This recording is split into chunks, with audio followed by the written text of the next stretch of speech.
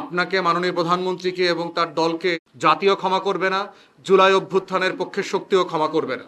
নির্বাচন নিয়ে সারা দেশে ইতিমধ্যে আমরা দেখেছি যে ধরনের কারচুপির খবর এসছে। টিআইবি ইতিমধ্যে বলেছে যে 22% ক্ষেত্রে ভোট কারচুপি এবং জালিয়াতির ঘটনা ঘটেছে। পোস্টাল ব্যালটে ভোটের যে শতাংশ আর ফিজিক্যালি ভোট দেওয়ার যে শতাংশের ভিতরে যে গরমিল, গণভোটের শতাংশ এবং সাদা ব্যালটে সংসদ সদস্য নির্বাচনের যে গরমিল, এই গরমিলগুলোকে প্রাতিষ্ঠানিকভাবে আমাদেরকে সংস্কার করার উদ্যোগ নিতে হবে। 55 বছর পরেও এসে একটা রাষ্ট্র চটদখলের মতো করে নির্বাচন করতে হয়, এটা কারোর জন্য কাম্য না। সেখানে এখনো ভোট ডাকাতি, ভোট জালিয়াতি এবং চুরি, ছাসরামি, সন্ত্রাসের আশ্রয় নিতে হয়, এইটা কোনোভাবে কাম্য হতে পারে না। ধান খেতে, পাট খেতে, নদী পথে পালিয়ে যাবার ঘটনা গ্রহণযোগ্য হতে পারে না ফ্যাসিবাদ বিরোধী এই 24-এর লড়াইয়ের পরবর্তী বাংলাদেশে।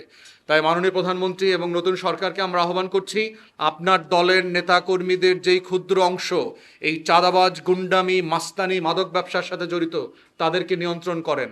তা না হলে আপনি যেই সংস্কারের ওয়াদা প্রতিশ্রুতি দিয়েছেন 31 দফাতে, সেগুলো বাস্তবায়ন করতে পারবেন না এবং জনগণ আপনাদের উপরে অসন্তুষ্ট হবে অতি অল্প সময়ের মধ্যে। তাই আমরা চাচ্ছি এগুলোর ব্যাপারে আপনি দ্রুততম সময়ে আপনার মাননীয় স্বরাষ্ট্রমন্ত্রীর মাধ্যমে উদ্যোগ নেবেন এবং ব্যবস্থা নেবেন। প্রেসিডেন্ট জিয়াউর রহমানের পরে এই ইউনূস সরকারের আমলটাই হচ্ছে সবচেয়ে সফল আমল বলে বিবেচিত হবে। তো সেই জায়গাতে অবশ্যই অনেক ব্যর্থতা আছে, কোনো সন্দেহ নাই, কিন্তু যেই কনটেক্সটে ওনারা ক্ষমতা নিয়েছেন, দায়িত্ব নিয়েছিলেন, সেই জায়গা থেকে ওনারা যেই সফলতা দেখিয়েছেন সেটা অবশ্যই জাতির কৃতজ্ঞতা প্রকাশ করবার মতো। এবং আমরা মাননীয় প্রধান উপদেষ্টা এবং ওনার টিমকে আন্তরিকভাবে অভিনন্দন এবং শুভেচ্ছা জানাচ্ছি এই ঐতিহাসিক দায়িত্ব অত্যন্ত আন্তরিকতার সাথে পালন করবার জন্য। নির্বাচন কমিশন থেকে শুরু করে প্রশাসন, আইনশৃঙ্খলা বাহিনী এবং যৌথ বাহিনী পার্টিকুলারলি, তারা নির্বাচনটা আয়োজন করবার জন্য যেই ভূমিকা রেখেছেন, একাংশ বাদে এটা মোটা দাগে অবশ্যই তাদেরকে অভিনন্দন এবং ধন্যবাদ দেওয়ার মতো তারা যোগ্য এবং আমরা অ্যাকর্ডিংলি তাদের প্রতি কৃতজ্ঞতা প্রকাশ করছি। তৃতীয়ত হচ্ছে জনাব তারেক রহমানের নেতৃত্বে যেই নতুন বিএনপি সরকার গঠিত হয়েছে, আমরা এই সরকারকে অভিনন্দন জানাচ্ছি এবং অভিনন্দন জানিয়ে আমাদের প্রত্যাশাগুলো আজকে বলা এবং তাকে স্মরণ করিয়ে দেওয়াটাই হচ্ছে আজকের এই সংবাদ সম্মেলনের মুদ্রা উদ্দেশ্য। প্রথমত হচ্ছে যে মাননীয় প্রধানমন্ত্রীকে আমরা স্মরণ করিয়ে দিতে চাই যে 24-এর গণ অভ্যুত্থানের সবচেয়ে বড় বেনিফিশিয়ারি হচ্ছে বিএনপি, আপনি এবং আপনার পরিবার। অথবা আমরা প্রত্যাশা করব 24-এর গণ আন্দোলনের যেই আকাঙ্ক্ষা ছিল, শত শত শহীদের মৃত্যু, শাহাদাত এবং সর্বশেষ শরীফ ওসমান হাদির যেই ত্যাগ, এই ত্যাগের মধ্য দিয়ে যে আকাঙ্ক্ষার সনদ আমরা সবাই স্বাক্ষর করেছি, সেই জুলাই সনদ যে আকাঙ্ক্ষার জন্ম ম্যান্ডেটের মধ্য দিয়ে তৈরি হয়েছে, সেটা যেন কোনোভাবে ভুলুণ্ঠিত না হয়। আমরা গতকালকে নতুন সরকারকে দায়িত্ব নেওয়ার ব্যাপারে যেভাবে খুশি হয়েছি, একইভাবে আমরা আশা করেছিলাম যে ওনারা সংস্কার পরিষদের শপথ নেবেন, কারণ এটার মধ্য দিয়েই হচ্ছে যে জুলাই সনদ বাস্তবায়ন করবার যে আকাঙ্ক্ষা ঐকমত্য কমিশনে ব্যক্ত করা হয়েছিল সকল রাজনৈতিক দলের পক্ষ থেকে, সেটার একটা পূর্ণাঙ্গতা পেত। তো আমরা এখনো আকাঙ্ক্ষা করছি এবং আশা করছি যে এই সরকার অবিলম্বে জুলাই সনদ বাস্তবায়ন করবার জন্য যা যা করা দরকার সেগুলো করবেন। দ্বিতীয়ত হচ্ছে গত 1.5 বছর ধরে সংস্কার এবং বিচার, 2024-এর গণ অভ্যুত্থানে যারা মানবতা বিরোধী অপরাধ করেছেন, গণহত্যার দায়ে অভিযুক্ত হয়েছেন, সেই ধরনের অপরাধীদেরকে যে বিচারের মুখোমুখি করা হচ্ছে আইসিটিতে, সেই বিচার এবং বিভিন্ন ক্ষেত্রে যে সংস্কারের উদ্যোগ নেওয়া হয়েছিল অন্তর্বর্তীকালীন সরকারের পক্ষ থেকে, সেগুলো যেন অব্যাহত থাকে। আমরা বোধ করছি কোনোভাবে দলীয় সরকার সেই আকাঙ্ক্ষা থেকে যেন সরে না আসেন। বিচার এবং সংস্কারের এই দায় কোনোভাবে পরিত্যাগ করা অথবা অ্যাভয়েড করবার মতো জায়গায় আমরা নাই।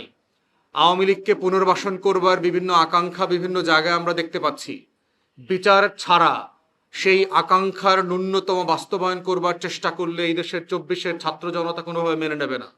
এবং আপনাকে, মাননীয় প্রধানমন্ত্রীকে এবং তার দলকে স্মরণ করিয়ে দিতে চাই যে আওয়ামী ফ্যাসিবাদীদের দ্বারা সবচেয়ে যারা বেশি নির্যাতিত হয়েছেন, তার ভিতরে কিন্তু আপনি, আপনার মা এবং আপনার দল আছেন।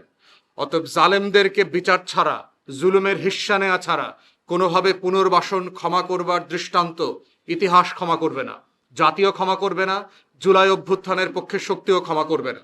অথবা আমরা চাই সেটা যেন দৃঢ় চিত্তে যেই ধারাবাহিকতা চলমান আছে আইসিটিতে এবং সংস্কারের, সেগুলো আপনি আপনার নেতৃত্বে আপনার টিমের মাধ্যমে অব্যাহত রাখবেন। নির্বাচন নিয়ে সারা দেশে ইতিমধ্যে আমরা দেখেছি যে ধরনের কারচুপির খবর এসছে। টিআইবি ইতিমধ্যে বলেছে যে 22% ক্ষেত্রে ভোট কারচুপি এবং জালিয়াতির ঘটনা ঘটেছে। পোস্টাল ব্যালটে ভোটের যে শতাংশ আর ফিজিক্যালি ভোট দেওয়ার যে শতাংশের ভিতরে যে গরমিল, গণভোটের শতাংশ এবং সাদা ব্যালটে সংসদ সদস্য নির্বাচনের যে গরমিল, এই গরমিলগুলোকে প্রাতিষ্ঠানিকভাবে আমাদেরকে সংস্কার করার উদ্যোগ নিতে হবে। 55 বছর পরেও এসে একটা রাষ্ট্র চটদখলের মতো করে নির্বাচন করতে হয়, এটা কারোর জন্য কাম্য না। সেখানে এখনো ভোট ডাকাতি, ভোট জালিয়াতি এবং চুরি, ছাসরামি, সন্ত্রাসের আশ্রয় নিতে হয়, এইটা কোনোভাবে কাম্য হতে পারে না। তাই আমরা আশা করছি 2 যুগ পরে এসে যে নির্বাচনটা হয়েছে সেই নির্বাচনের দৃষ্টান্ত মাথায় রেখে এই সরকার নির্বাচন কমিশনকে ঢেলে সাজাবে, প্রাতিষ্ঠানিকভাবে সংস্কার করবে, যেন এই চটদখলের রাজনীতি এবং নির্বাচন আমাদেরকে আর দেখতে না হয়। চতুর্থত হচ্ছে যে সারা দেশে নির্বাচন পরবর্তী যে সহিংসতা ব্যাপক মাত্রায় বেড়েছে। আইন শৃঙ্খলা বাহিনীর হাতে বিরোধী দলীয় নেতা কর্মীরা শত শত হাজারে হাজারে এলাকা ছাড়া হচ্ছে, আহত হচ্ছে, মারধরের শিকার হচ্ছে, মিথ্যা মামলার শিকার হচ্ছে, হয়রানির শিকার হচ্ছে এবং একদিন 2 দিনের জন্য গুম হয়েছে এমন ঘটনাও ঘটছে। যারা গত 16-17 বছর ধান খেতে পাট খেতে পালিয়েছিলেন, মজলুম ছিলেন, তারা আজকে জালেম আকারে আওয়ামী ফ্যাসিবাদীদের মতো করে নতুন করে হাজির হচ্ছেন এবং এইটা কোনোভাবে গ্রহণযোগ্য হতে পারে না। তাই মাননীয় প্রধানমন্ত্রী এবং নতুন সরকারকে আমরা আহ্বান করছি যে এই জুলুম নির্যাতনের অবসান ঘটা দরকার। আইন শৃঙ্খলা বাহিনীকে অ্যাক্টিভ করে নিজ দলের নেতা কর্মীদের যে ক্ষুদ্র অংশ চাঁদাবাজ, গুন্ডামি, মাস্তানি, সন্ত্রাস, তাদেরকে প্রাতিষ্ঠানিক পেশাদার দায়িত্ব পালন করবার সুযোগ করে দেন। নির্বাচন পরবর্তী এই আওয়ামী ফ্যাসিবাদের একাংশ আমরা নতুন বাংলাদেশে আর দেখতে চাই না। কোনো ভীতির পরিবেশ থাকতে পারবে না, এলাকা ছাড়া হতে পারবে না শুধুমাত্র পছন্দের মানুষকে ভোট দেওয়ার জন্য। ধান খেতে পাট খেতে নদী পথে পালিয়ে যাবার ঘটনা গ্রহণযোগ্য হতে পারে না ফ্যাসিবাদ বিরোধী এই 24-এর লড়াইয়ের পরবর্তী বাংলাদেশে। তাই মাননীয় প্রধানমন্ত্রী এবং নতুন সরকারকে আমরা আহ্বান করছি, আপনার দলের নেতা কর্মীদের যেই ক্ষুদ্র অংশ এই চাঁদাবাজ, গুন্ডামি, মাস্তানি, মাদক ব্যবসার সাথে জড়িত, তাদেরকে নিয়ন্ত্রণ করেন। তা না হলে আপনি যেই সংস্কারের ওয়াদা প্রতিশ্রুতি দিয়েছেন 31 দফাতে, সেগুলো বাস্তবায়ন করতে পারবেন না এবং জনগণ আপনাদের উপরে অসন্তুষ্ট হবে অতি অল্প সময়ের মধ্যে। তাই আমরা চাচ্ছি এগুলোর ব্যাপারে আপনি দ্রুততম সময়ে আপনার মাননীয় স্বরাষ্ট্রমন্ত্রীর মাধ্যমে উদ্যোগ নেবেন এবং ব্যবস্থা নেবেন। রমজান আসন্ন, কালকে অথবা পরশু থেকে মাহে রমজান শুরু হবে।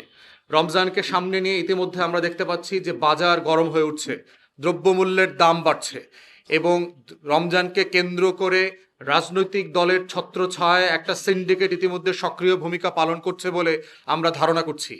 পেপার পত্রিকার এই রিপোর্ট এবং আপনি গোয়েন্দা তথ্যের উপরে ভিত্তি করে এই সিন্ডিকেট এবং দ্রব্যমূল্য বাড়ানোর চক্রের সাথে যারা জড়িত, তারা যদি আপনার ব্যানারেও থেকে থাকে, রাজনৈতিক ব্যানারে, তাদেরকে আপনি দৃষ্টান্তমূলক শাস্তির আওতায় আনবেন।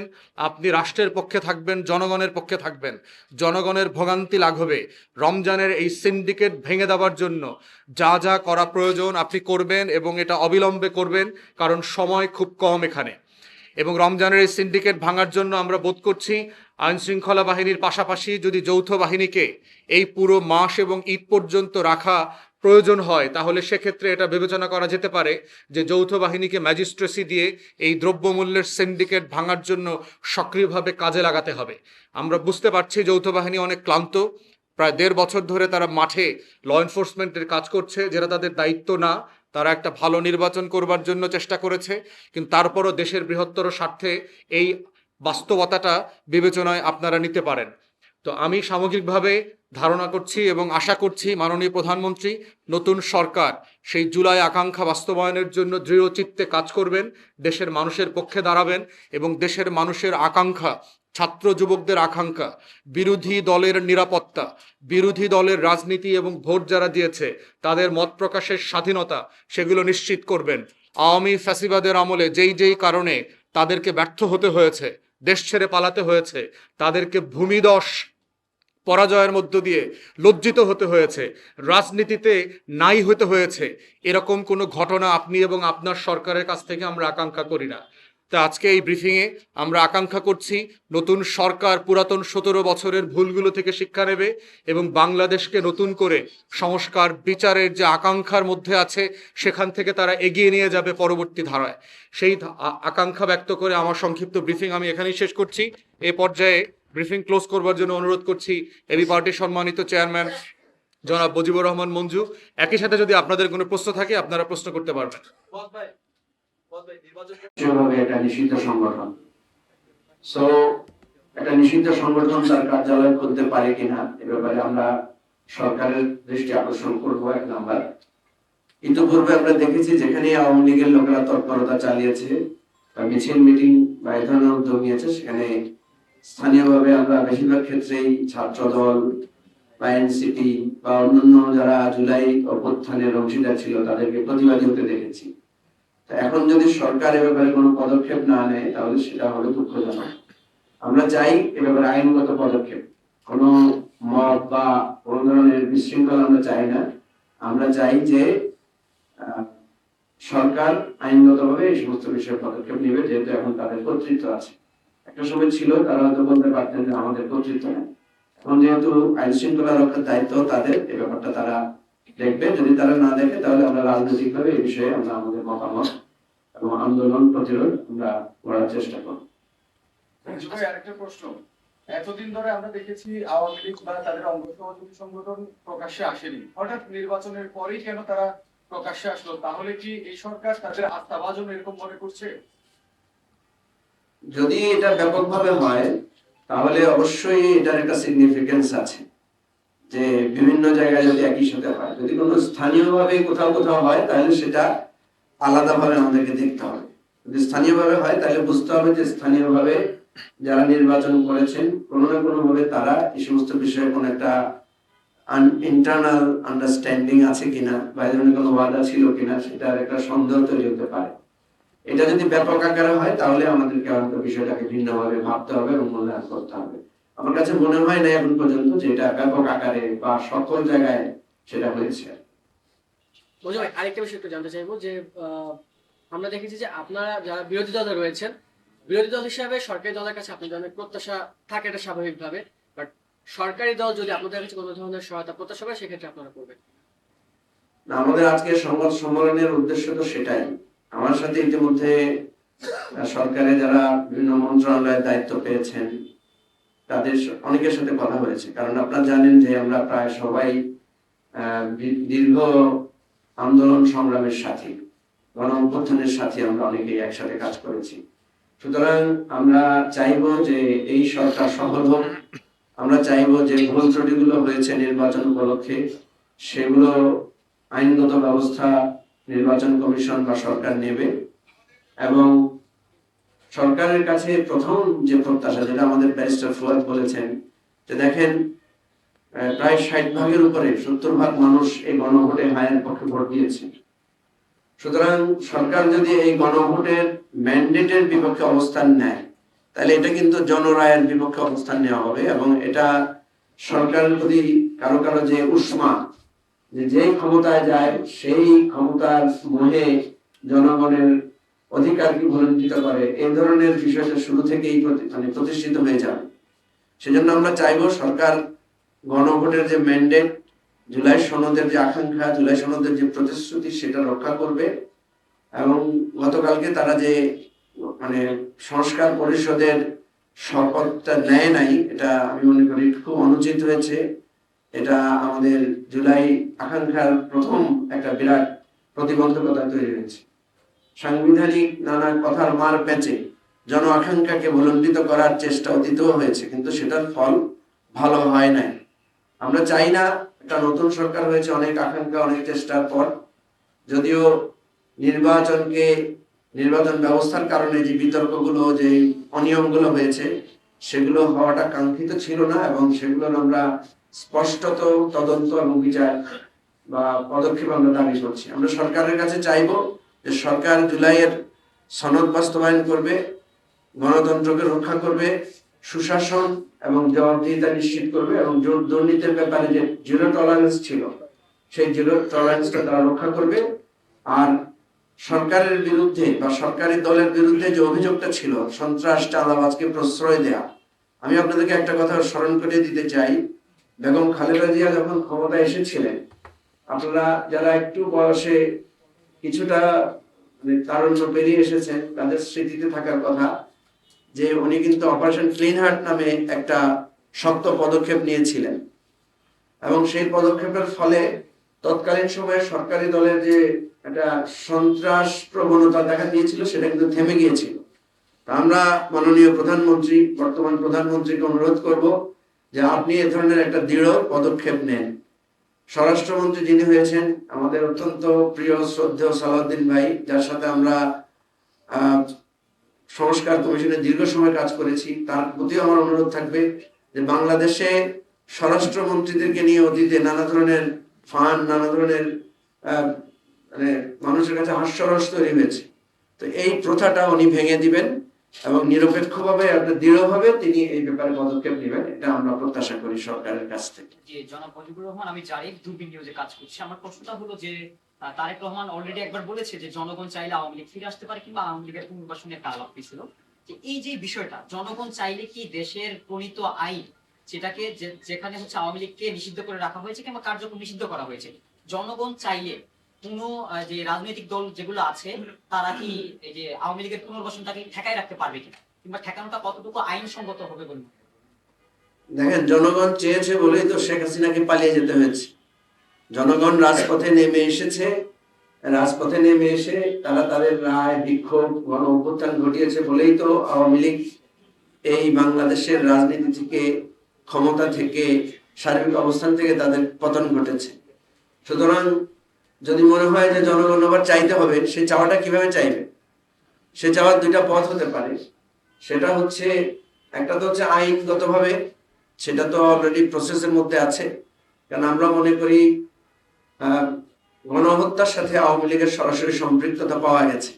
শেখ হাসিনা নিজে অর্ডার দিয়েছেন এবং আওয়ামী লীগ সিদ্ধান্তক্রমে ঢাকা বিশ্ববিদ্যালয়ের ছাত্রদের উপর আক্রমণ করেছে এবং সারা দেশে ছাত্রলীগ, যুবলীগকে লেলিয়ে দিয়েছে। তো এটা একদম ওপেন সিক্রেট এবং এর অনেক ডকুমেন্টারি এভিডেন্স আছে। আওয়ামী লীগ দলীয়ভাবে একটা গণহত্যাকারী দল, একটা মানবতা বিরোধী অপরাধে জড়িত একটা দল। এই ধরনের দল সারা পৃথিবীতে নিষিদ্ধ আছে।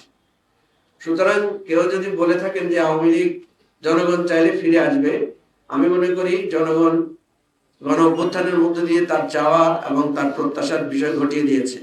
যদি সেরকম আবার চাওয়ার কারো আকাঙ্ক্ষা থাকে তাহলে আবার আরেকটা গণ অভ্যুত্থান হবে। আমার মনে হয় সেটা নিয়ে কারো কোনো বিতর্ক থাকবে না।